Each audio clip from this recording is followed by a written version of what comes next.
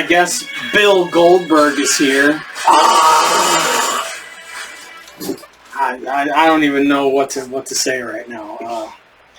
Welcome to Cheap Pops. There's definitely something wrong with you. I'm Nick. I'm Dave. And what do we usually talk about on this show, Nick? We talk about wrestling. Yes, we do. Wrestling, movies, video games, all kinds of stuff.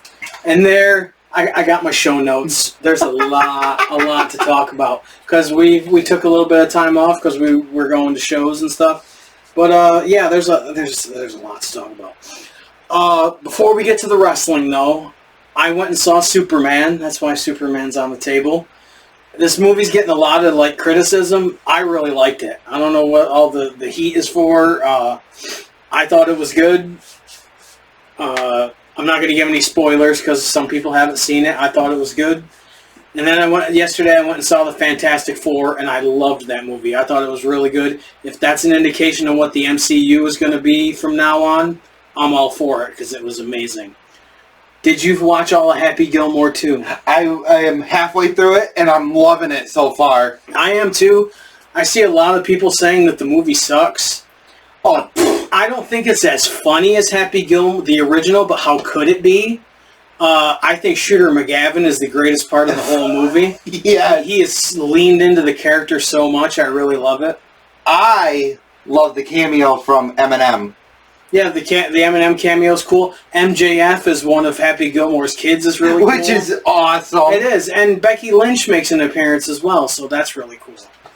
So those are the movies I've watched lately. I suggest you see all of them because I really enjoyed them. So I have a couple things for you. Uh-oh.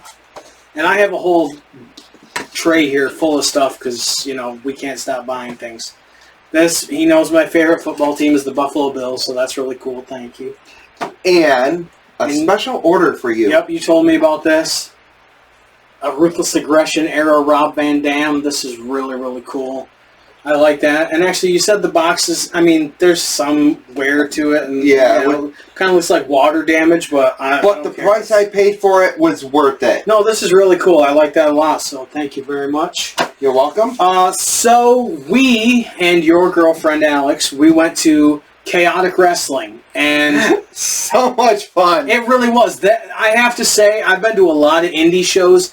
This is one of the most professionally run indie shows I've ever been to. They had referees with IFBs in their ears. I have never, ever gone to an indie show where the referees have IFBs in. That's really cool. And I believe Chaotic is a WWE ID promotion. And I know one of their guys, Ricky Smokes, he is on a WWE ID deal. So that's really cool. If that's why their production value is better, because their lighting was really good. Even their microphone, the flag around their microphone was lit up, and it was color coordinated with the lights. That was really badass. And they had 2 TVs, and they played videos to go with the music. I thought it was awesome. And I'm glad that we have front row for it. Yeah, that was really cool. The first match was it was an intergender match. Shannon Lavangi versus the Spotlight Jose Zamora. I thought it was a really good intergender match. I had never seen Shannon before, and I thought she did really well as far as an intergender match. I thought they were both very good. Like I said, everybody in this show was really professional, in my opinion. Very professional. But Shannon tapped him out for the win, so that's really cool. And then there was a tag team match, the aforementioned Ricky Smokes and Brad Cashew, and yes, he had cashews on his tights. And of course, my first comment was, is he the head cashew? But, against Patrick Wheatman and Armani Chaos, the heels won with both of their feet on the top rope. So it was a good match, good tag match, great psychology, cutting off the ring, and the heels being heels and the baby faces. And Wheatman was pretty impressive with the gorilla press slams that he was doing. I will post pictures on our Facebook of the stuff from this because I took a lot of pictures. So Wheatman has took his Wheaties that day too. Yeah, they were really good. I got to say, these matches were really good. Seabass Finn, and of course somebody yelled, "Kick his ass, Seabass!" You said it in the beginning. I did, and then somebody yelled it.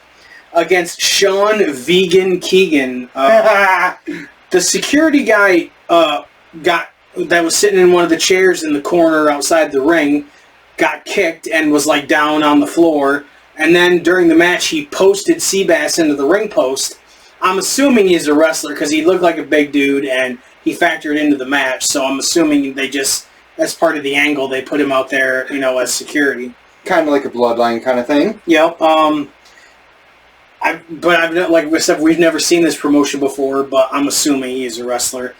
So Keegan got the win, but I bought a couple of Seabass's stickers. I mean, look at that. That's, it's a fish with the hat on it. And he's the SOB of the 603. And then, of course, the Bass Pro Shop logo, Seabass. I mean, that's just cool. Yes. I love, inventive, stuff like that. Yes, when they put thought into it. Exactly. I love it. Yep. So that match was good.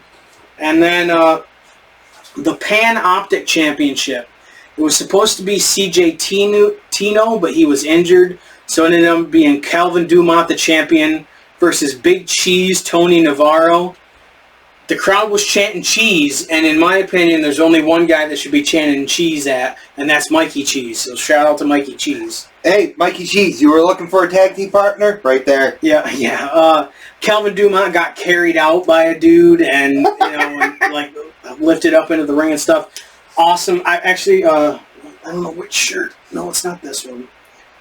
I bought one of his shirts, so I might as well show that. Oh, there goes the pin. There goes Spike's pin, but it's it says the Walking Dumont on it, which is I thought that was cool. That is awesome. It was $30 because I had to get fat man sizes, but it's worth it because I like supporting. Hey, we're both fat men, so yeah. I thought one thing that was really funny, CJ Tino stayed onto the outside. He had a knee injury, but he did he went to trip the guy and to to distract that he wasn't tripping him. He sneezed. The first time I've ever seen anybody do a sneeze trip. I thought that was pretty cool. But I mean, it was kind of a heel move. But as a babyface, you kind of let it go. There was my monitor broke. I didn't see anything. Right.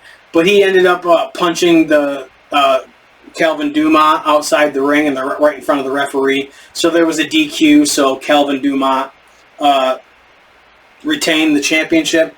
What so far we've talked about? What do you think of the gimmicks these guys have had so far?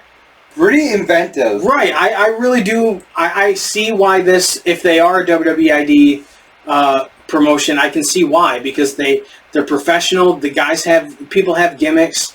And they're all really nice, so I really liked it. This is my match of the night. The tag team titles, the Monarchy, Prince Jamari, yes, and King BMT versus the Unit, JT Dunn and Danny Miles. The Unit is the tag champs. I remember JT Dunn from back in the CTWE days, back in 2012, when I used to go to see CTWE. So that was really cool to see somebody that I knew. I said this to you at the show. Danny Miles is incredibly impressive. He is a fucking beast. He has Braun Breaker level acceleration in all the stuff that he does. He was very impressive. Shout out to Alex with the comment with the chicken and stuff to have the king. Yeah. Who said that? Yeah, that was really cool. Yeah. That was really, and when they interact with the crowd like that, that's really cool. And to know that it was your girlfriend that did it makes it even funnier. And she's pointing to me after he said, "Who said that?" She's like, "He did. He did." Yeah, that was good. The Unit won with a neckbreaker powerbomb combo, so they retained the tag titles. I really like that. And there was a lot of false finishes in that match. There was. And the Unit really did a good job of cutting off the ring through most of the match. So that was the Monarchy really played to the crowd through most of the match, and the Prince Jamari, he did most of the the in-ring stuff, and then King BMT kind of took advantage, which he's the king of the Prince is going to take most of the match. And like I said, there's only one king, and that is Jimmy King. Yeah. It kind of reminds me of French toast. Oh my god.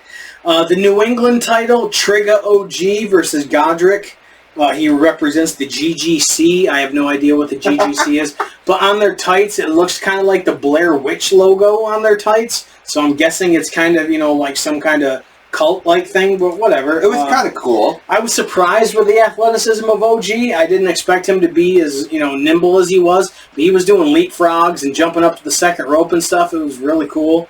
OG retained with a crossbody off the second rope. And then this is a match that we actually talked about when we reviewed Green Mountain Wrestling. Spike Nishimura versus Sister Selena. Sister Selena also representing the GGC. And Godric stayed out at ringside. And he got hit with a yardstick by Sister Selena as punishment, which I thought was cool. Reminds me of the Serotonin days with Raven and Frankie Kazarian and was it Johnny Devine as Havoc. Yes. And he would punish them by hitting them with a kendo stick. So that's a cool, little thing. Really good match. We saw them wrestling Green Mountain Wrestling. Godric got involved and attacked Spike on the outside and really looked like he was hammering her, pretty good. And that's intergender stuff is kind of normal nowadays, but they were right in front of us when he was doing it too. So that was pretty cool. Spike won with I guess I would call it a hoovy driver, but I don't know what she calls it. And then they did an intermission, and the main event for the Chaotic Wrestling title, Mortar versus John Walters. John Walters was good. Mortar was good. It was so hard to pay attention to this match because the jackass behind us was just screaming stuff constantly, chants and stupid comments the whole time. I had a splitting headache by the end of this match because of that guy. And I'm glad I told Alex to keep up her chant. She wasn't annoying. That's the thing. She wasn't doing it constantly. But I bought one of Mortar's shirts. I thought I love it. Yeah, I thought that was cool. Kind of a cartoon-ish logo, so I really liked that. And they have a sister promotion called Rad Pro Wrestling. I'd really like to go see that as well. It has, the woman told me it has like a 90s theme, and everybody has a character that kind of is stuck in the 90s. So I think that would be I kind of wish that they were doing it tomorrow night instead of a Friday. Yeah, I get that. But then you would have to ask for it off. Right. It was a really good match. And the manager was entertaining. He had like a wig and didn't they call him a WWF Hall of Famer? Yeah, I think that's completely a joke. You know what I mean? So and he had the handlebar mustache. Right, and they didn't say WWE Hall of Famer. They said WWF Hall of Famer. So I think that's, and he had like a Hall of Fame ring on. I'm guessing it's like a cheap knockoff. Probably one of the replica ones. Probably. But he threw a fireball at the ref and hit the ref in the face with it. Which was awesome to see a fireball live. I've never seen a fireball live. That was badass. So another referee came down, but Mortar retained, so that was really cool. And Alex had to ask, is the referee okay? And it's like, yes, he's fine. Right. It wasn't a huge one. It was just the flash paper went off. And I was trying to explain how they do it. Right. To her, but everything. Very professional, very well done. Yes. We drove 3.5 hours to get there, and it was well worth the drive. Definitely. If you get a chance to go see Chaotic Wrestling, I highly recommend it. I wanted to talk about Saturday night's main event, but I really only want to talk about that one match with Bill Goldberg. Yes! The whole broadcast was good. Seth Rollins is injured because of the match he had with LA Knight. They ended it really quickly. But Goldberg and Gunther. This match was so unneeded. It did nothing for Gunther. I mean, he made Goldberg tap out. But it choked him out. But Goldberg didn't need this. No. And he's kind of like The Undertaker. I hate to say this, but the longer that they wrestled, the worse it made them look. And now The Undertaker chokeslammed Trick Williams on NXT last week, and from what I'm reading, he might be wrestling Trick Williams at the next NXT show. I choose not to believe I hope not, because that just does not need to happen. No, because unless you're going to have Undertaker destroy him and win the TNA title, what's the point? Right. Unless Trick says the only way I'll wrestle him is if the title's not on the line. But that, I know they're doing it as a storyline to bring up the LFG people that are on Undertaker's LFG team, but I don't want to Unless see that Undertaker chooses one of the ones on his team to wrestle him, that would be cool. Or maybe run a gauntlet. You know, yes. He's got to run a gauntlet to get to the Undertaker or whatever. But I just don't want to see Undertaker wrestle again. No. The match with AJ Styles, the Boneyard match, was a perfect way to leave. Be done. Just be done, you know. But, and then, of course, Goldberg's complaining because his speech at the end got cut short. And somebody made a really good point, because Goldberg's complaining about how everything was handled, that he didn't get the send-off that he wanted. You know who didn't get the send-off they wanted? Bret Hart. Yes. Because of you.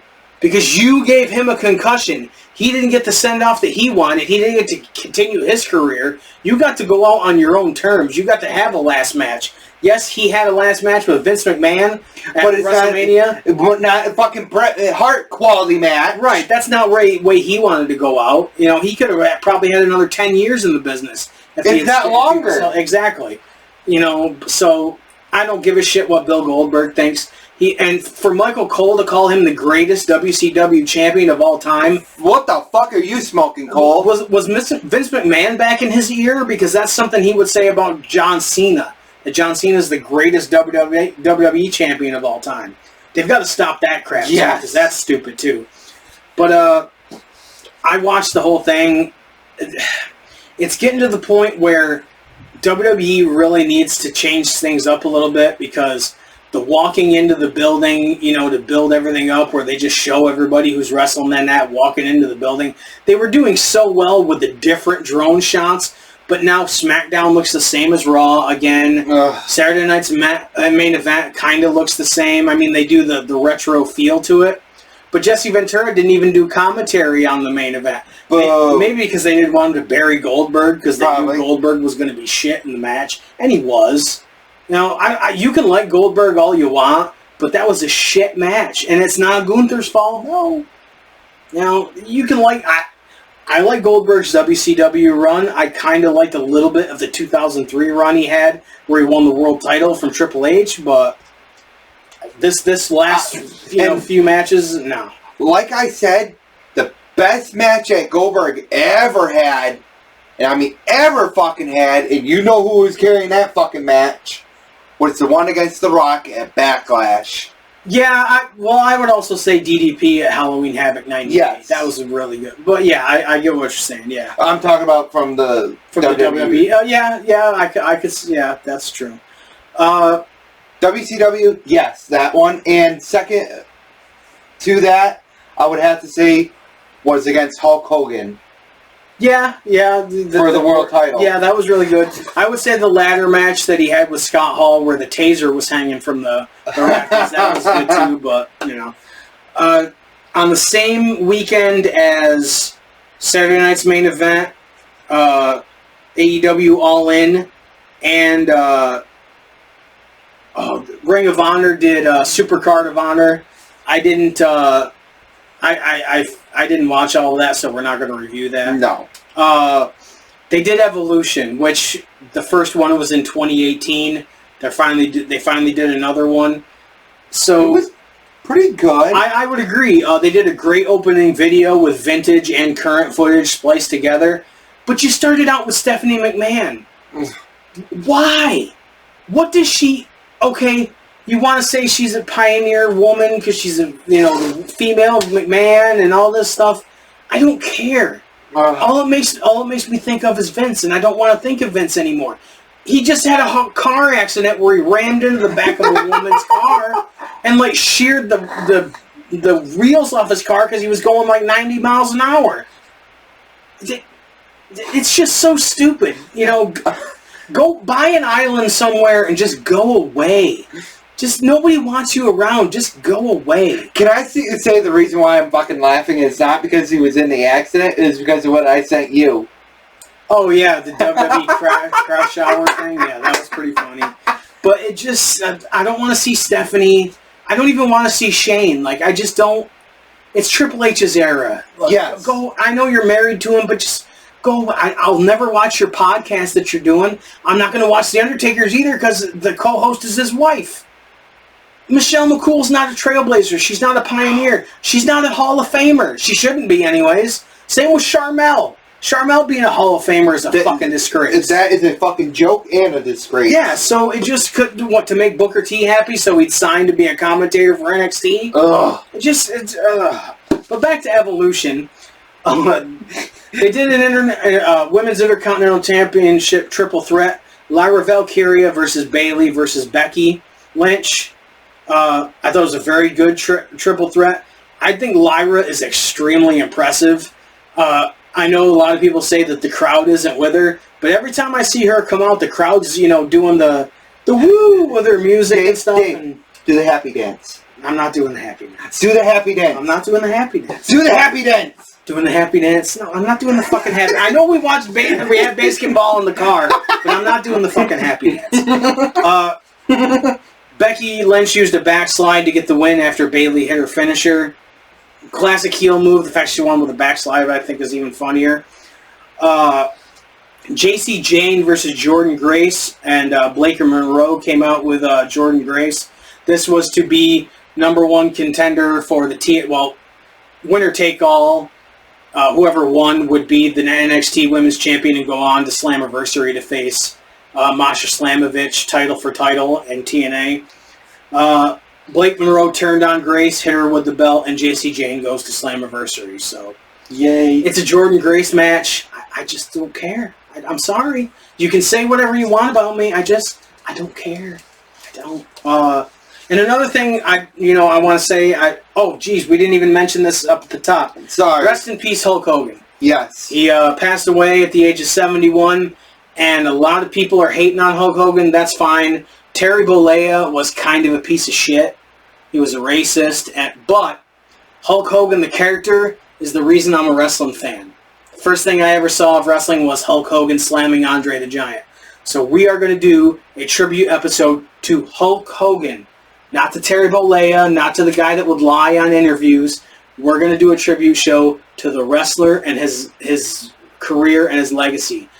Not the crap. And granted, we might talk about some of the lies that he told, but some of them are freaking hilarious. Yes, I understand the kind of man that he was, and I can pick that stuff apart. But I want to say the positives that I got out of being a wrestling fan and being a Hulkamaniac for my childhood. So we are going to do a tribute episode to Hulk Hogan, and if you don't like it, don't watch it. We're going to do it, so whether you like it or not. So. And like I showed you the pictures I have of Hulk Hogan action figures, and you said that I might have more than you do. I think you do. But back to Evolution, the Kabuki Warriors, Asuka and Kairi Sane versus the Judgment Day versus Sol Ruka and Zarya versus Charlotte Flair and Alexa Bliss for the women's tag titles. It was a 4-way tag match. It was just a crazy, crazy match. The champs retained. Judgment Day retained. So, then the WWE Women's title. A generational fight. Trish Stratus against Tiffany Stratton. It was a good match. They fucked up the finish, but Tiffany retained, so I'm happy about that. Trish doesn't need another championship run, in my opinion. And then I really enjoyed this. No Holds Barred with Bianca Belair as special referee. Jade Cargill against Naomi. The one thing I wanted to mention was it's no holds barred. They're using weapons. Naomi's wearing an outfit with razor blades, like 100 razor blades hanging off of it. I don't think they were real razor blades. I think they were probably plastic to look like metal. But if you're wearing an outfit made of razor blades, why are you using kendo sticks and shit? Why aren't you just knocking her down and doing body splashes on her and cutting her up with the fucking razor blades? Just, I don't need complete logic in all my wrestling, but just a little bit. Just a little, Jade Cargill did the jaded move off the threw a table off the top rope and got the win. Good match. Then they did a battle royal, and first one out was Nikki Bella. Just, Ugh. you know, and she's like on Raw. Like, I don't know how long this run is going to be, but I don't want to see it. No. And how the fuck can you call the Bella Twins Hall of Famers? Yeah, that's just horrible. I mean, it's a battle royal. What can you say?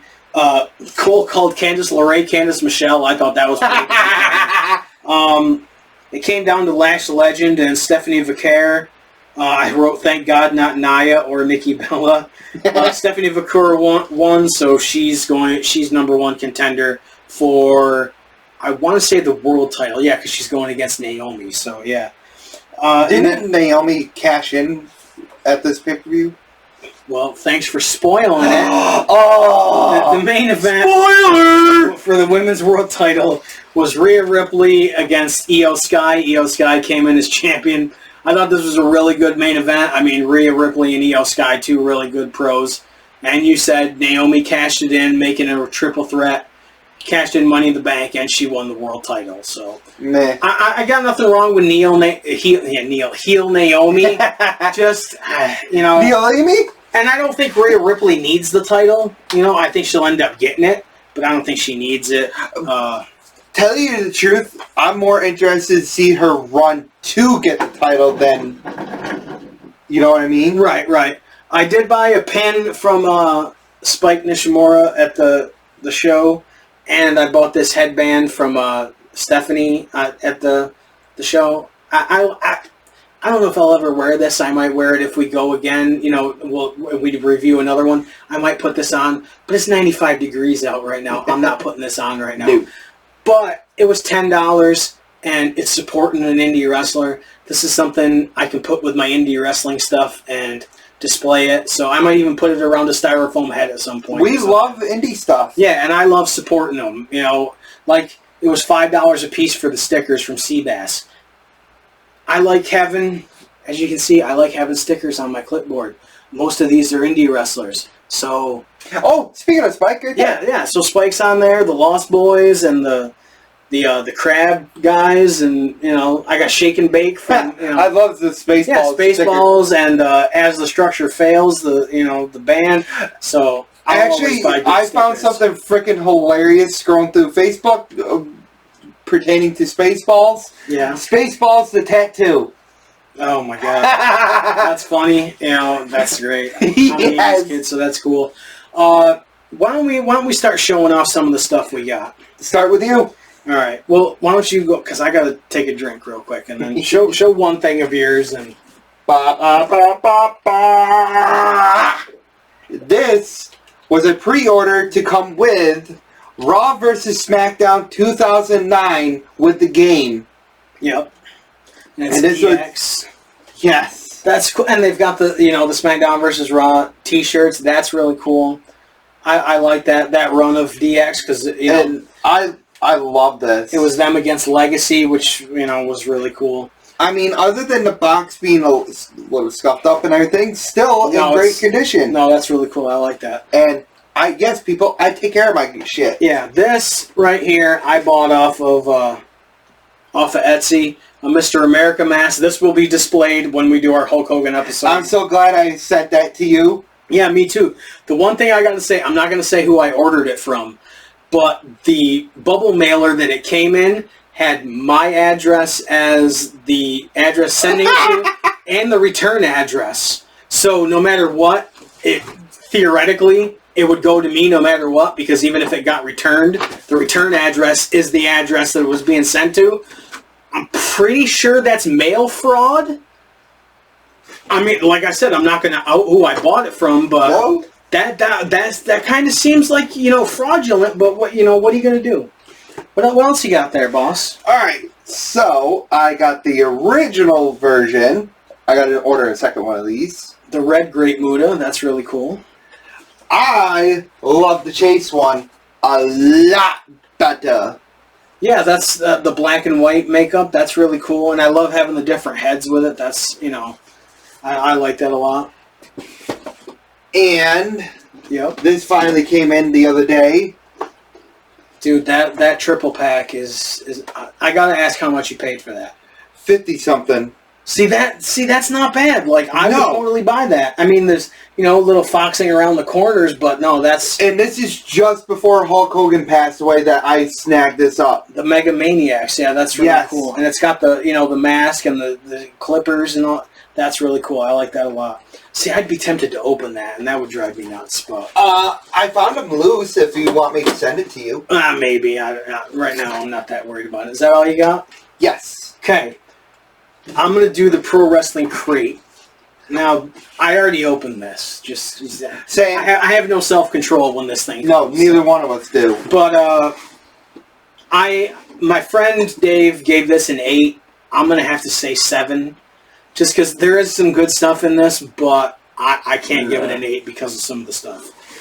This is really cool. Oh, speaking of Michelle McCool. Yeah, no, whatever. King of the Deathmatch shirt. I love Terry Funk. I love this shirt. This is really cool. I like that a lot, and it's really soft. I really like that. That's my favorite shirt out of this crate. Yeah, I mean... This one, to me, is kind of meh. And this is one of the soft ones, too. A Young Buck shirt. Whatever, it's cool. Yeah. That's why, I can't say... And this, I don't care about Paul Walterhauser as a micro brawler. No, I don't think this is your chase. No, it's not. No, that's not a chase one. Not everybody gets a chase. I got it, the chase one. I can't. If you want it. No, I don't, because I don't care about Paul Walterhauser. If I had my knife, I'd get it. Shoot, I don't have my knife. But this right here is a Too Sweet foam finger, so that's really cool. I should have opened it up before but whatever. We'll have it on our next episode. Yes. I'll show it on the next episode. This I like, too. An Okada Rainmaker pin, what looks like a coin. I got the chase of that. That's really cool. But see, this is, to me, the poster is the same as the fucking shirt. Like, granted, I complain when we get socks. I complain when we get socks. But to me, just, the poster's the same as the shirt. Like, to me, that's just not, that's not inventive. That's not, there's no thought put into that, But, whatever.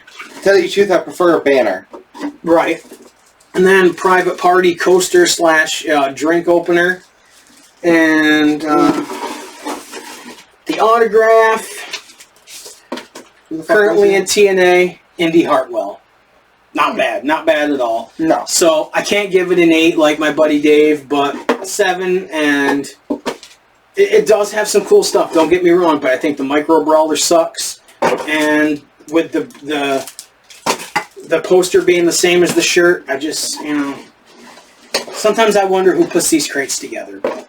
But, hey, for what we're paying for them, not bad. No, and I wish it was that monthly, but to be honest, I kind of like how much you get in the every other month. The only other thing I had to show off are these, but they're displayed. Yeah, the original Outsiders and Hollywood Hogan, that's really cool. The original NWO. I don't know if I showed this or not.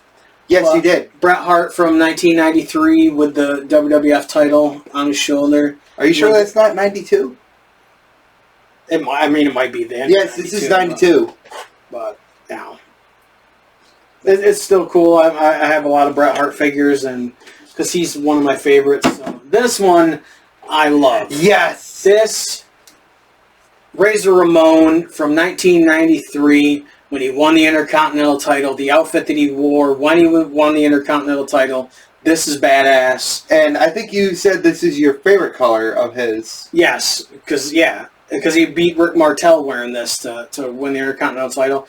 I'm going to do the hands where he's pointing to himself with the thumbs, and all that, and he's going to have the vest and the belt on. Kind of like he is on the back of the box. Yes. But I really like that. This one, I couldn't resist this because I really wanted an updated Seth Rollins. Yes. Seth freaking Rollins. I had the chance to get that on sale, that one, and I was going to give it to you, too. Yep, and this one, I saw this. They haven't done Bart Gunn. I hope they do Bart Gunn, but Billy Gunn, I've met Billy Gunn, so that I really If you're opening this, I want that head to go on. Well, too bad you're not getting it, because that's the head I'm going to put on him. Oh, damn, that is true. And eventually I'm going to do an NWO display, and I didn't want to buy the WCW ring that he's going to get Eric Bischoff, so I bought a Jack Pacific Eric Bischoff with the karate pants. but he wore black pants a lot in yes, he did. WCW. So I'm just going to take the karate gi off and put an NWO shirt on him. And can I have the gi? Yeah, you can have the gi. I don't give a shit. Yeah. So that's, we spend too much money on stuff. yes, we do. We like showing it off. So, what's going on with the wrestling game? What have you been doing with that lately? Well, last night I sent it to you. I had Team ECW versus the NWO. Yep. Team ECW won it. Okay, who was in each team, though? All right, New Jack, Yep. Cactus Jack, Okay. Terry Funk, Yep. and RVD. Oh, nice. And NWO was Scott Hall, Kevin Nash, Hulk Hogan, and Six. All right. Yeah, I like that. That's really cool. And I did 2 separate matches. ECW won the first match. Mm-hmm. That was the traditional Survivor Series match, elimination. Right. But it was Extreme Rules. Okay. Second one, War Games. Nice. ECW wound up winning that one too. Nice. That's really cool. I like that. And you beat the Avatar game, right? Yes. That's not my kind of game. It's kind of like an open world thing, and you've got like quests you got to do. Not my kind of thing. But it looked cool. And the visuals are really cool. Right now I'm doing the DLC to it. Nice. That's really cool. Because it came with the DLC with it when I bought it. Right. I keep saying I need to play more games, but I haven't in a while. So. Yeah, you got the newer Xbox system. Right. I went to a free wrestling event at the Saratoga County Fair. Destiny Wrestling. This show was in the grandstand in the dirt where they do the tractor pulls. No shade on that. It's a fair show. You got to have it where you got to have it. The first match was Connor O'Malley versus Flip Ribs. Connor O'Malley got the win. And then my favorite match, of course, Mikey Cheese versus Coach Kyle. We Kyle Brad, Oh my God, yes. Coach Kyle ended up getting the win. No, Coach Kyle lost. Mikey Cheese won. They did a very quick women's match for number 1 contender for the Diamonds division. Eden Gray defeated Tiffany Avatar. A tag match with High Voltage Omar and Fox Vineyard versus Doink. And they didn't have an opponent, a tag team partner for Doink, so referee Justin Rando, who is a wrestler, substituted and was in the match. The finish was a kind of jumbled. The ref pulled up on 2 when he shouldn't have, because the guy's shoulder was not up at all, so they kind of had to redo the finish, which was fine. And Doink and Rando won, so whatever. This surprised me. Black Rose, the Dynasty champion, against Colin Delaney. If you don't remember Colin Delaney, the skinny guy that was with Tommy Dreamer in ECW that ended up turning on Dreamer, that's pretty cool. And they announced him as former WWE star, which he was for a while. So he answered the open challenge. That was really cool. Cool. He hit security with chairs, and then they did a ref bump with the chair, and Colin Delaney hit a low blow. Somebody that we enjoy, Sergeant Fury, came out to Iron Man. Of course, Ozzy had just died, so that was awesome. He counted 2 and then flipped off Colin Delaney, but then he hit Black Rose with his baseball bat, but Rose still kicked out at 2. Rose won, and then Fury challenged Rose for the title at their next event. Doing storylines at a fair show with 4 matches. Pretty cool to me. I mean, I paid $16 to get into the fair, so to me, that's worth it. Yeah, Because it's $25 for a front row, and right. And we like Dynasty. We've gone to Dynasty before, so tell you the truth, the electrical cable was a lot more safer. This is true. I mean, I mean, it is weird to go to a wrestling show and to be sitting in the grandstands and there's a wrestling match going on, and then like the amusement park rides are in the background. It's kind of, I mean, it's interesting, but it's just kind of weird. The only thing I can think of with that is when ECW did that with a couple of shows. And one of them, it was downpouring. It's on one of the ECW DVDs, the unreleased stuff. Oh, I don't remember, but that sounds cool. I'll go through my DVDs. I'll let you borrow it so you can watch that match. Okay. So, you want to get out your sign? Drummer!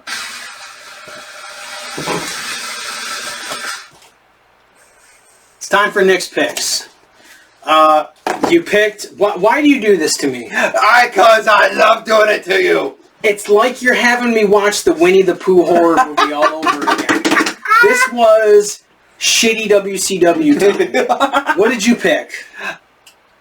Fuck, what did it? It wasn't Slamboree. It was the one before Slamboree. No, it wasn't before. Fall Brawl 1993. Oh yeah, Fall Brawl. It just... Okay. Well, let's get right into it. Lord Steven Regal versus Ricky Steamboat for the TV title. Jesse Ventura and Tony Schiavone on commentary. It was a good match. The crowd wasn't really into it. The thing with William Regal is he needs certain wrestlers to wrestle against. It was really a clash of styles. Steamboat needs like Shane Douglas or Ric Flair or Stone Cold Steve Austin. He ground and pound guys against Ricky Steamboat just doesn't work in my opinion. Still a good match. And I think this is the match where Steven Regal broke his neck. I don't know. But did you notice the crowd did not give a shit about this match whatsoever? Yes. Was this for the title, if I remember? It was for the... So, yes, this is the match where he did the German suplex, and he actually broke his neck in this match. Okay. But he didn't know it at the time. Sir William used the umbrella to help Steven Regal. So, new TV champion, Steven Regal. Big Sky, who also his name is Tyler Mane, who played Sabretooth in the X-Men movies, against Charlie Norris. What did I call Charlie Norris? The Temu... No, you said Walmart, or... No, I said Temu. Yeah, Temu version of Tatanka. Yes. And I wrote, people paid to see this pay-per-view, and this is what they got. This is a WCW Saturday night match. This was, as JR would say, bowling shoe ugly. It was just, it was bad. I wrote the Temu Tatanka gets a win with a crappy bicycle kick. It was just bad. Bad. Paul Orndorff and the Equalizer, who the Equalizer became Dave Sullivan later on, versus Too Cold Scorpio and Buff Bagwell. How is this a pay-per-view match? Scorpio and Bagwell were a good team. Too Cold won with a 450 splash, and then Too Cold and Bagwell got attacked after the match. It sucked. I'm sorry, it sucked. And why do you do this to me? Because I gotta do this to you. See, now the next match, great. The Nasty Boys with Missy Hyatt against the Four Horsemen, Arn Anderson and Paul Roma. Good tag match, but way too long. This match was way too fucking long. I skipped one. Ice Train against Shanghai Pierce. If you don't know who Shanghai Pierce was, Henry Godwin under a luchador mask. Yes. With Phineas Godwin, Tex Slazenger on the outside. Ice Train against Shanghai Pierce. Thankfully, it was quick. Ice Train won with a quick power slam. What the fuck? Who booked? If ever there was a time to wear my "Who booked this shit" shirt, yes, this show. Fuck. What the fuck? Who paid for this? If you paid for this, I don't care who you have to sue. Get your money back. Yes. Just fuck me. Just wasn't this during the Bill Watts era? So I don't know. But so back to the Nasty Boys against the Four Horsemen. The Nasty Boys won the tag titles on the Four Horsemen. Fine with me. Great. Then they did a bounty match. Yoshi Kwan with Harley Race versus Cactus Jack. It was a pretty quick match. Cactus Jack won with a DDT. And this was a pretty good match. It was. And then you go for the world title, Rick Flude against Ric Flair. Michael Buffer. Rick Flude? Yeah, Rick Rude against Ric Flair. There's too many goddamn Ricks. Michael Buffer sucks. He said Robbinsdale wrong, and said Flair wanted to say to you a few words. It was supposed to be Rick Rude, not Ric Flair. Oh my god. They cut Jesse Ventura's mic off for making sexist remarks. I thought that was pretty funny. It was a good match. Rick Rude used a foreign object while in the figure four. Foreign object! And became the world champ. So, fine with me. I mean, it was a good match. And then they did War Games. Harlem Heat, Vader, and Sid against Sting, the British Bulldog, Dustin Rhodes, and the Shockmaster. This was a really good match. It was, and they had Animal from the Road Warriors as their advisor outside the ring. The babyfaces did. The Shockmaster got a submission win on Booker T to get, it was good. I mean, when Dustin and Vader start, that's really cool because Dustin can bump really good and Vader was just a beast in 1993. Yes, he was. I mean, it wasn't a whole shit pay-per-view, but it was partial shit. It's like half a peanut butter and half a shit sandwich. So either way, part of it's going to suck and part of it's going to be good. But once you start eating the shit, the peanut butter side doesn't matter. I'm just saying it was bad. Damn you for making me watch this. But also the weekend of all the wrestling shows that went on. TNA put on Slammiversary. I'm going to run through this real quick because you didn't watch it either. I have a flash drive right there. It has Slammiversary and it has 2 matches from All In. It has Kenny Omega and Swerve against the Young Bucks, which I thought was really good. And then the death match, Moxley against Adam Page. I knew you didn't want to watch the whole 6-hour pay-per-view. Yeah. No. So I just gave you those 2 matches. But as far as Slammiversary, Mustafa Ali versus Cedric Alexander. Ali did a suicide dive out to the ring, and it looked gnarly. He almost landed on his fucking head. Ali's group kept getting involved. They both kicked out of each other's finishers. Ali won with a 450. The System and Matt Cardona versus Dark State from NXT. Crazy match, just brawling and whatever. The System and Cardona got the win. I was surprised by that. I figured the NXT people would go over. Tessa Blanchard with Victoria Crawford. If you don't know who Victoria Crawford was, she was Alicia Fox in WWE. Yeah. Against Indy Hartwell. I fast-forwarded to the end. Just like with Jordan Grace, it's a Tessa Blanchard match. I have no shade on Indy Hartwell. Great wrestler, great character. I don't want to see Tessa Blanchard wrestle, so I fast-forwarded. Indy Hartwell won, so that makes me happy. And then Blanchard attacked Indy Hartwell during an interview after the match. And she attacked Gia Miller. She rubbed her face into the steps on the outside, and Santino fucking flipped out and kicked her out of the arena. So that was pretty cool. And then winner takes all. We talked about JC Jane winning, so she could go on to this match. JC Jane versus Masha Slamovich, NXT Women's Champion versus TNA Knockouts Champion. Winner take all. Thought it was really good. The interference and a ref bump. JC Jane won. She's dual champion. And I'm going to talk, that's part of what I'm going to talk about later. The X Division title, Leon Slater versus Moose. Great clash of power and speed. Slater hit a Swanton, then a Swanton 450, and won the X Division title.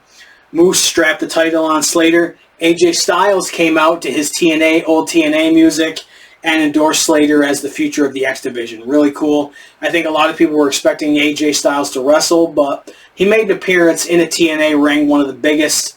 You associate TNA, AJ Styles is one of the names that's going to come up. So that was really cool to see him there. And I would love to see him wrestle at Bound for Glory. I think that would be pretty cool, but, WWE's going to, his schedule with WWE's going to trump anything that he would do with TNA. So, and then a ladder match, the Rascals, Zachary Wentz, and another guy, I don't know who it was because Trey Miguel is injured. The guy was not impressive enough for me to write down his name, so what does that tell you? Against First Class, AJ Francis and Casey Navarro versus the Hardy Boys, a ladder match. It's crazy. A three-way tag team ladder match. Oh, four-way with the Nemeths. There was a horrible rap performance, rapping First Class to the ring. It reminded me of Oscar with Men on a Mission. If you want to watch bad rap, watch Oscar from Men on a Mission or this entrance for First Class. Well, hey, Vince thought it was good. Yeah. At one point, the 2 members of First Class were up on a ladder in the middle of the ring, and they got shoved. And Casey Navarro took, a full back bump on one of the ladders. AJ Francis kind of chickened out halfway through, and he went face first in between two rungs of the ladder. Feet first between two rungs of the ladder, and it looked like it snapped both of his legs. I'm surprised he doesn't have two broken legs. Please, if all that's what you watch on YouTube, I would say watch the whole match because it was really good. But that bump, just the way he decided to take that, he should have just taken it on his back because that could have went very bad. Yes, because he could have wound up like Sid. Yeah, it were true. And you know what I'm talking about. Jeff did 3 swanton bombs on the ladders on the outside. Wait, they weren't croutons? No, they weren't. And still couldn't break the ladder, which I thought was kind of funny. And then, which I thought was really novel, a rope ladder descended from the rafters, and that's what the Hardys used to win the title, which I thought was really cool. They did Twists of Fate on the Nemeth with chairs on their necks, kind of like Matt Hardy did with Jeff Hardy at WrestleMania. Matt stabilized the rope ladder for Jeff Hardy to secure the titles, and then Bully Ray came out and said he wants to do the Hardys against Team 3D at Bound for Glory as a final match for Team 3D. I think that would be really cool. Yes. But I feel bad because Team 3D did the match with the Motor City Machine, or was it Beer Money? Either Motor City Machines and Beer Money in TNA, and that was supposed to be their last match as Team 3D. I'm not mad at it. So many guys go in and out of retirement, whatever. But so if that happens at Bound for Glory, which is happening in Lowell, Massachusetts in October. Should we talk about... because we're talking about the Motor City Machine Guns, that WWE is going to be releasing some action figures of them. I'm excited about that. I'm definitely going to snag those. I think that's really cool. They're doing a lot. I mean, San Diego Comic-Con, Mattel just showed all the fucking action figures they're going to be doing. And it's just, there's so many. I'm going to be dropping so much money on some of these figures. I sent them all to you. Yeah, it just... I mean, there's going to be a Steve Blackman complete with the block of cheese, you know, for head cheese. I mean, how cool is that? Excuse me. The main event of the show, Frankie Kazarian was on commentary, the TNA title, Joe Hendry versus Mike Santana versus Trick Williams. Santana got rapped out to the ring as well. I don't know why you need to do 2 rap performances, but whatever. The Harlem Choir Ensemble did part of Trick Williams' music out to the ring. This was bad. It was just horrible. It was worse than Booker T ruining Trick Williams' entrance. But Frankie Kazarian pulled out the referee when Hendry had a pin on Trick Williams. Trick Williams faked an injury and then capitalized on Santana's finisher and retained the title. This is what I want to talk about. JC Jane from NXT won the TNA Knockouts titles. Trick Williams is still the TNA World Champion. He's from NXT. People are complaining that WWE is burying TNA with this. No, they are not. No, they're not. They sent AJ Styles to the fucking pay-per-view. The Hardy Boys are the TNA World Tag Team Champions. They're Dark State, the NXT group that's been dominating NXT, lost to the system. The heels won the belts. The baby faces of TNA get to eventually overcome. There's built-in storylines that you can go back and forth with. We complain about things as well, I'm not going to lie. But some of the fans that watch and complain on the internet, I think they take things too far without realizing what's going to happen. Yeah. This could lead to because NXT has done War Games. Or you could do some other kind of match where you have a bunch of TNA guys against a bunch of NXT people, and that's where they win the belts back. Or you have them win it at Bound for Glory. Bound for Glory is their WrestleMania. Yes. Why wouldn't they win the titles back at those? It just sometimes I'm near or not farsighted as well, but it just to me sometimes fans take it too far when they're not even letting things breathe at all. No, they just... I mean, WWE signed a multi-year deal with TNA. They're helping them to get a better TV deal. Why would they be burying them? Yeah, it does. And like, when Joe Hendry's contract is up, where do you think he's going to go? He's going to go to TNA. Or, I mean, to NXT, to WWE. Jordan Grace went over. This is what they're going to do. they're going to help. I think a lot of the WWE ID talent that WWE pulls off the indies, they're going to send to TNA. They're going to swap stuff back and forth. Like, what if they wanted to bury TNA? They would have done it at the beginning, and they never would have signed a contract with them. Right? It's just they had the TNA World Heavyweight Champion wrestle Randy Orton, one of the biggest superstars ever in WWE at WrestleMania. Came out as the TNA World Heavyweight Champion. I don't know, man. And then, of course, I have to talk about WWE or man, I'm just fucked up today. It's the heat. It's got to be the heat. AEW All In. Oh, you ready to get into the 6-hour fucking show? Dude, with the pre-show, it was 8 hours. Oh my fucking god! I cannot imagine sitting there for 8 fucking hours. There's no way I could sit in an arena for 8 hours watching one fucking show. In a stadium. Could you imagine trying to find a bathroom or go get something to eat or drink? And if you get drunk at one of those shows, you probably can't find your way back to your fucking car after 8 hours at an arena. Can I say something from the concert that I went to? You go right ahead. Shania Twain concert. I wish Alex would have noticed this. The guy coming up through, drunk off his fucking ass. He bumped into one of the guys over here. Then he bumps into me, almost knocking himself over. Mm-hmm. And then he turns around and goes, "Oh, I'm sorry." Yeah. It's like, dude. Yeah, there's some people that go to concerts just to get fucked up. And he was beyond fucked up. Yeah, but so I mean, it was at a stadium in Arlington, Texas. I mean, I think they had like over 30,000 people there, which is awesome. But the All In 0 Hour, which is the pre-show, they had a great sit-down interview with Jeff Jarrett and Hangman Adam Page. If that's what Jeff Jarrett does, I think that's really cool. He has a different perspective at being in the business as long as he has. Renee Paquette does good interviews as well, but I think having Jeff Jarrett be a counterpoint to that sometimes is really good. And when JR was doing the sit-down interviews, it just did not look good. JR is he's not in good health, and it doesn't look good. But you want to know what's cool is that Mattel is making AEW superstars and the WWE superstars. Mattel is? Yes. No, they're not. Do you have an AEW? AEW was signed with Jazzwares. It's not Mattel. You sure? Yes, I'm sure. Oh yeah, Jazzwares. It's Jazzwares. Then, Ringside Collectibles and stuff. Then. Well, yeah, Ringside Collectibles does, but they're an independent. Yeah. But yeah. No. But it's kind of cool actually to pick them up.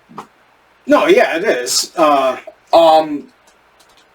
Since we're on AEW, they're releasing a Sting 3-piece set of action figures. Yep, because they have the Sting license. Yeah, that's really cool. I am tempted to get it just to open. Yeah, and you want the 99 Sting, which is yes. Really cool. Yeah, I'm not dropping the money for that just to get one Sting. No, I want 2 of them, but I don't mind displaying them all. Well, that's kind of like they did a 4-pack at Target with Bruno Sammartino, John Cena, is it Batista? Yes, and it's $85 fucking dollars. The only one I want out of the whole thing is Bruno Sammartino. Right. So I just whatever, but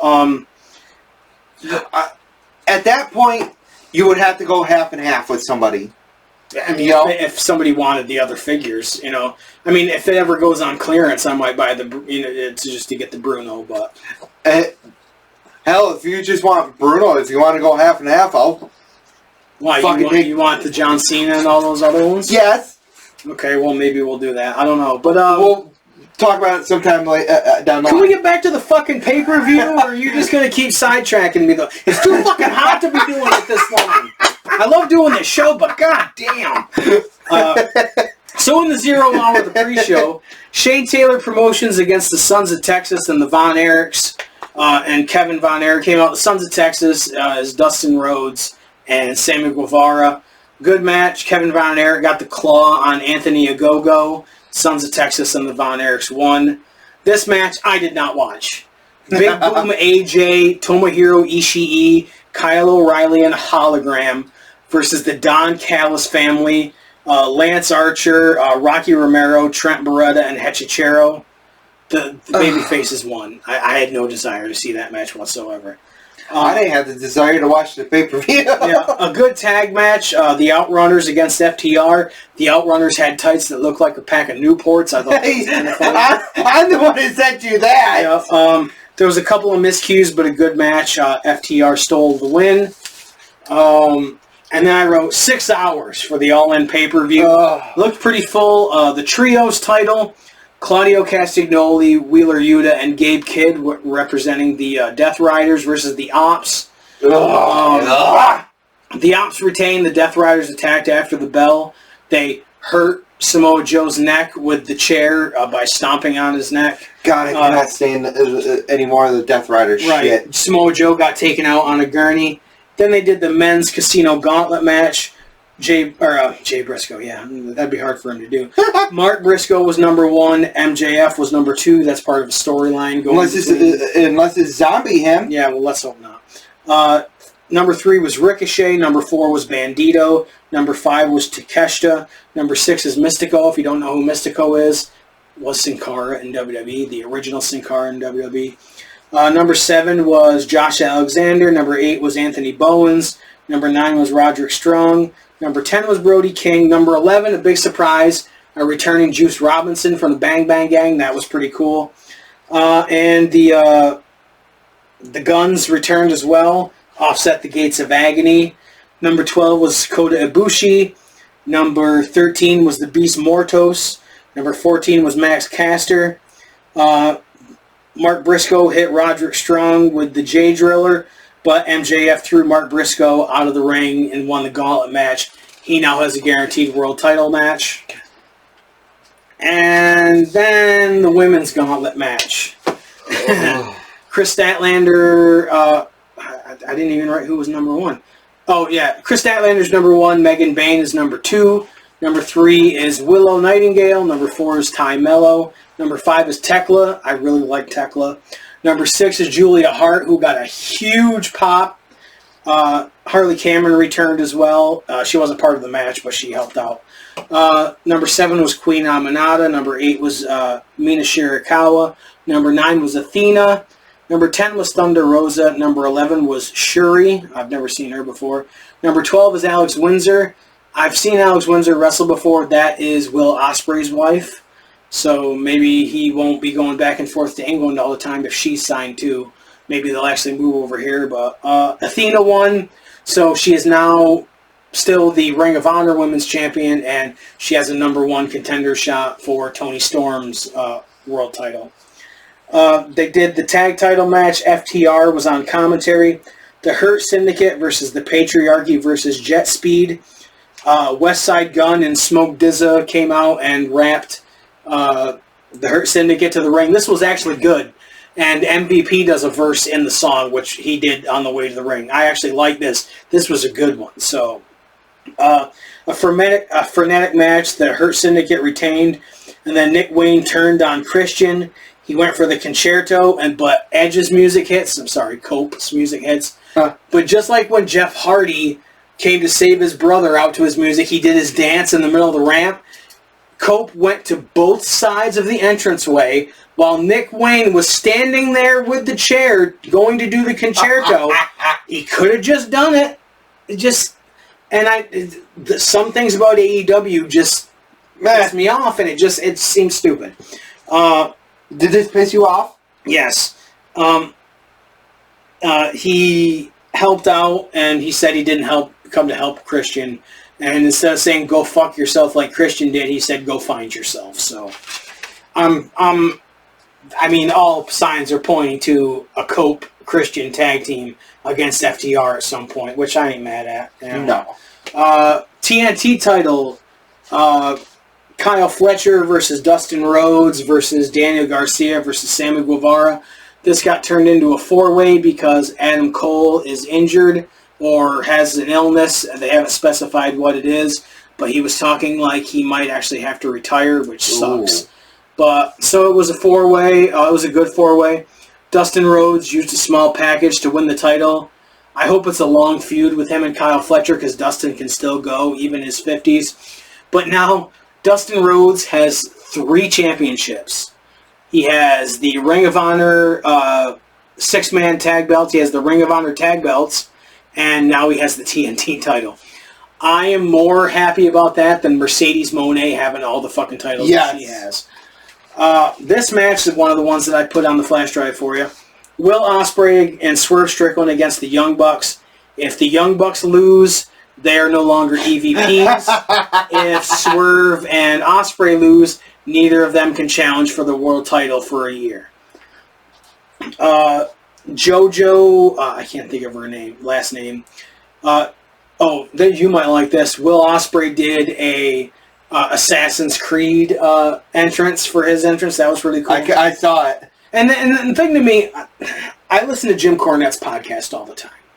And he's saying, why is Will Ospreay coming out with ninjas and all this stuff? And Brian Last kind of said, well, he's the aerial assassin. But Jim Cornette was like, why is it ninjas?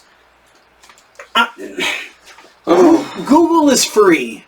I get that it's part of his character that he doesn't, research what the modern wrestlers do. But all you have to do is Google Will Ospreay's entrance, and it'll fucking explain it. Really? Even the AI on Google will explain it. I love his show. I love his take on a lot of wrestling. But sometimes they fall into this thing where they act like they don't know a fucking thing about the new wrestling. And it's fucking bullshit. It really is. Like, if you don't really, it would take you 2 seconds to go, Will Ospreay, even if you put in ninja entrance, it's going to tell you, it's going to, and all in, it's going to explain it. Like, it just, stuff like that chaps my ass sometimes. Is your ass chapped? Sometimes. JoJo, who was the wife of Bray Wyatt, she sang "Swerve Out to the Ring," and that's another thing. She sang, I believe it was a Whitney Houston song, and they were saying, well, why would she come out and sing that song and then Swerve's regular music hit? A quick Google would put Swerve and Whitney Houston in. He used that song as his entrance music on the Indies. I know I'm going off on something that's really trivial, but it's just fucking people. Yeah. The Young Bucks did a Founding Fathers entrance in a boat.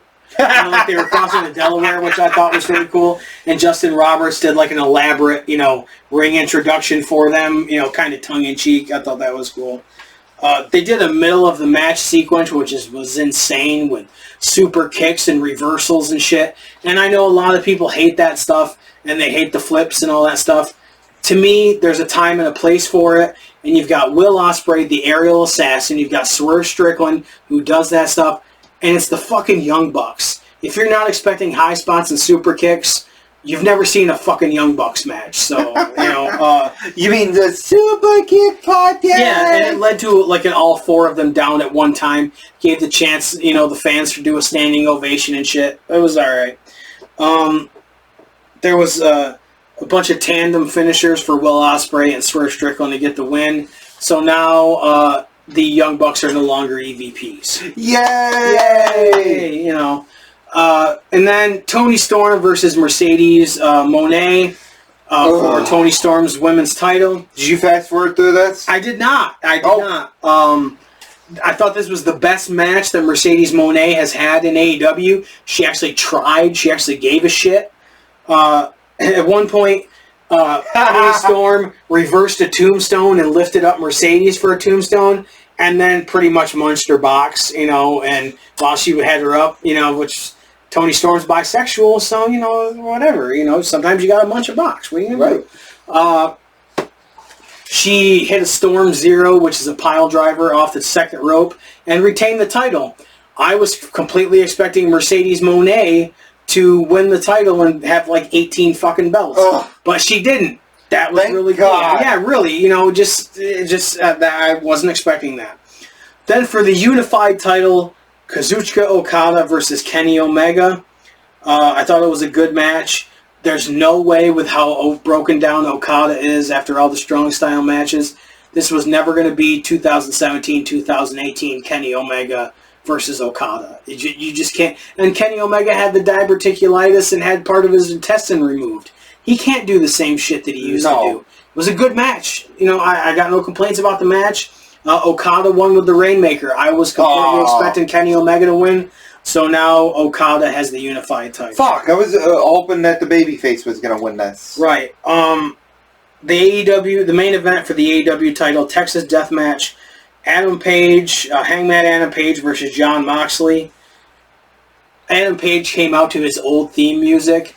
The fucking crowd popped so loud just for the original entrance music. It was awesome. I wrote, how can you describe this match? Just watch it. It's a death match. Hangman...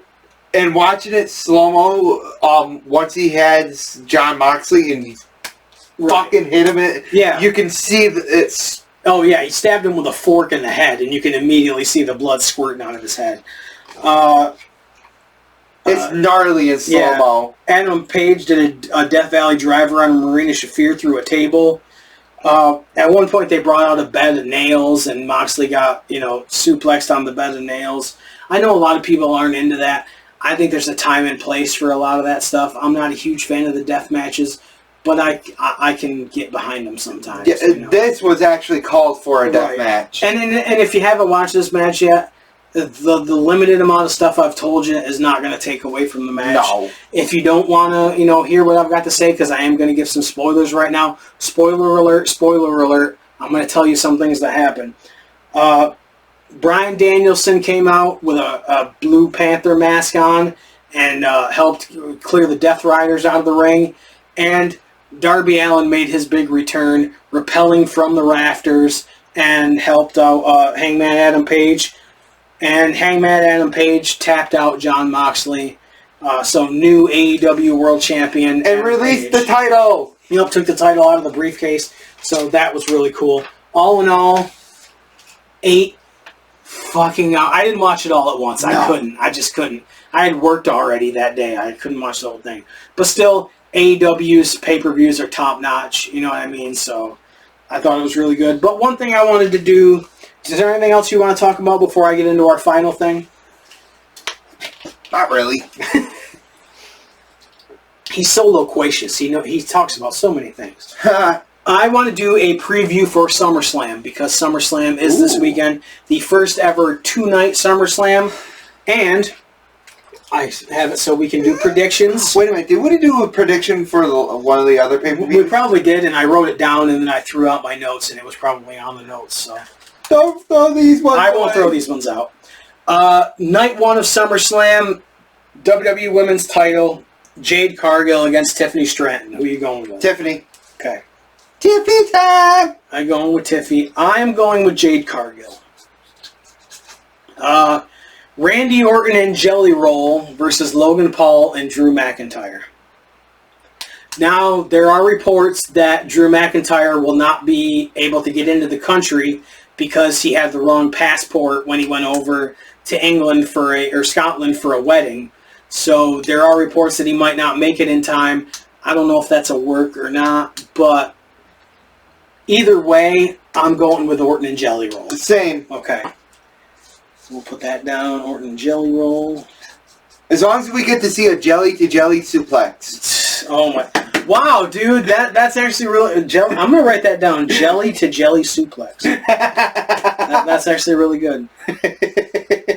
That's good. You come up with good stuff every once in a while. World title, CM Punk against Gunther. Oh, this is going to be hard for this one. I think they've got to give it to Punk. I'm going to stick with Gunther, sorry. Okay. See, to me, they've screwed around Punk on a lot of stuff for way too long. It's kind of like Braun Strowman, where they went too long. They didn't go too long with LA Knight before throwing him a bone. But I think if they go too long without giving Punk something big, it's going to be a problem. Yes. So I'm going with Punk. The women's tag team titles, no interest in this match whatsoever. Nope, neither. And it's only because of one participant. Charlotte. Charlotte Flair and Alexa Bliss versus the Judgment Day. Raquel Rodriguez and Roxanne Perez. Okay, so you're going JD, Judgment Day. I'm going to say Bliss and Charlotte just because I feel like Charlotte's going to eventually turn on her. Or if they don't win the titles, Charlotte's going to turn on her and beat her up after the match. Right. But I could also see them winning the tag titles. I hope not, but, you know. And then Roman Reigns and Jey Uso against Braun Breaker and Bronson Reed. I'm going with Roman and Jey. Same. Okay. I could see how they would do Braun Breaker and Bronson Reed winning to, you know, make their group stronger, but I don't know what, you know. Did you happen to catch SmackDown? I've been sending it to you all fucking day. What? Where he stole... It wasn't on SmackDown, it was on Raw. Yes, on Raw, where he stole Roman Reigns' shoes. Who's he?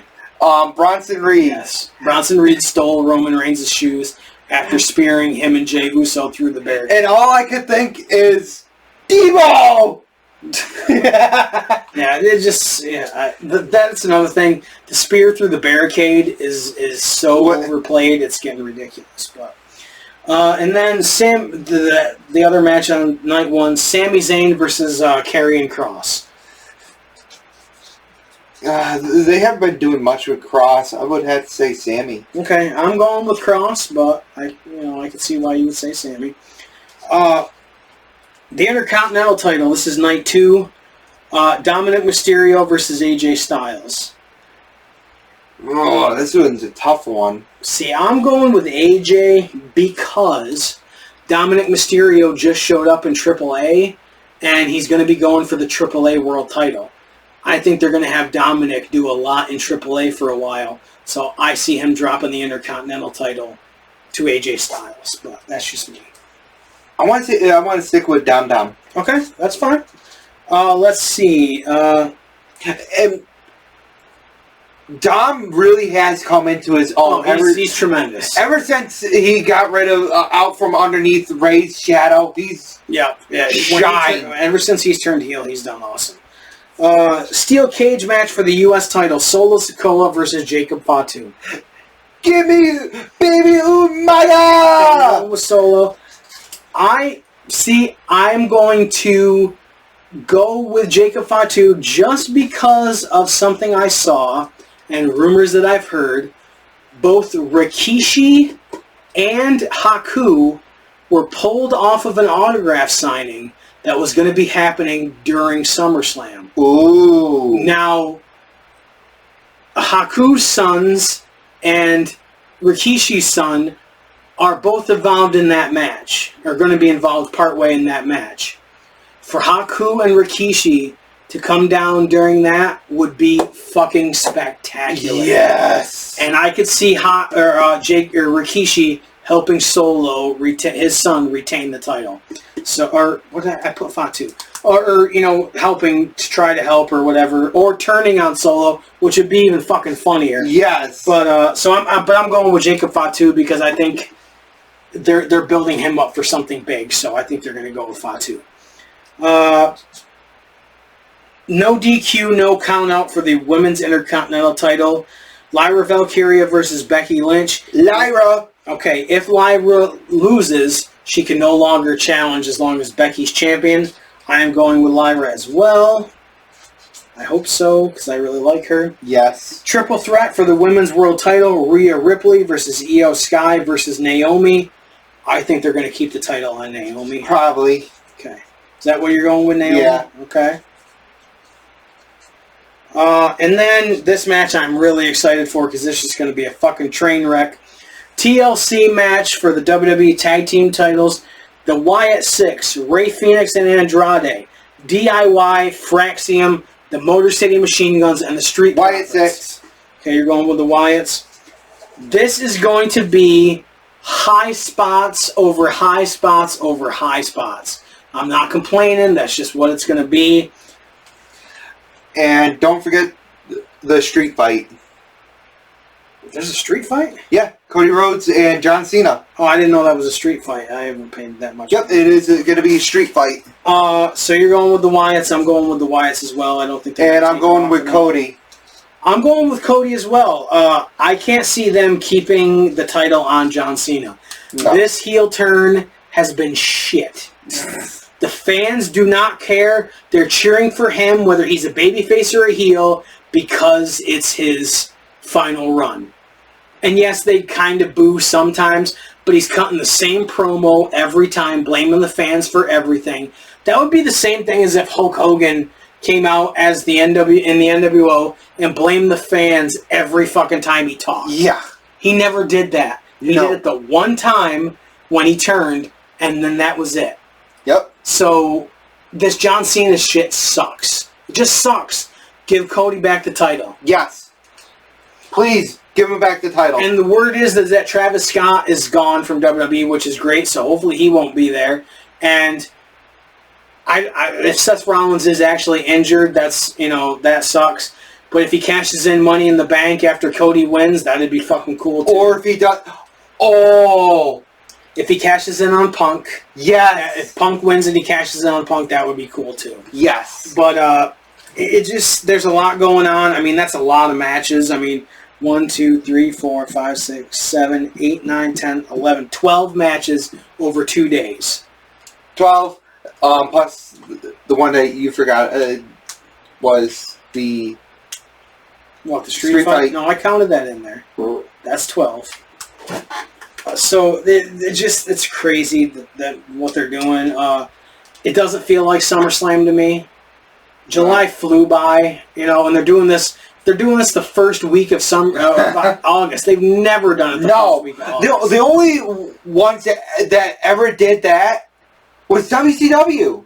Yeah, they would do the first week of the month, but sometimes that was because WWE or WWF had the middle of the month. So, yes. But I mean, I'll watch SummerSlam. I'm not like all stoked to watch it, but it just, it doesn't feel big to me. No. I'm sure it's going to be good matches and shit. It just, but. So we will do a tally of our predictions and all that stuff, and on our next episode, I'm sure we'll review other stuff. I'm sure there's going to be WWE stuff going on, AEW, Ring of Honor. I don't know if we're gonna go to any shows in between that time. I don't know. Try to. Yeah, if I can get some time off. I am going to a show in September that you're not going to be going to because I'm leaving from Maine to go to that show in Massachusetts. I'm not swinging through New York to fucking pick you up after driving out of Maine. But there is one the next day that Gangrel is going to be on, and we are going to get tickets to that. So 2 days in a row, I'm going to be going to shows on my vacation. Yeah. So and we'll review those, but that's in September. So what part of September was it? It's I want to say the 25th and the 26th, or it might be the 19th and the 20th. Because I have the 17th and 18th off. Okay. Shit, because that would have been perfect. Well, I'm going to be in Maine. You're going to be in Maine at that point. So but I'm sure we'll have a plane to review or talk about. And he'll have a Knicks pick for the next one. Or did you want to do Slamboree? Was that your from '93? I might do that, or I might pick a different one. Okay, that's fine. I mean, we got plenty of time to do it. Follow our social media at Cheap Pop Show, cheappopshow.com. cheappops.redbubble.com for merchandise. Our logos, not the damn WWO, but we have lots of logos on there, so check that stuff out. Thank you so much for watching. If you stuck with us this long, my God, it's been 1 hour and 23 minutes. And we've been sweating our balls off this whole time. So I'm going to say this because I'm wearing Skeletor. Until we meet again, Pop Guys out.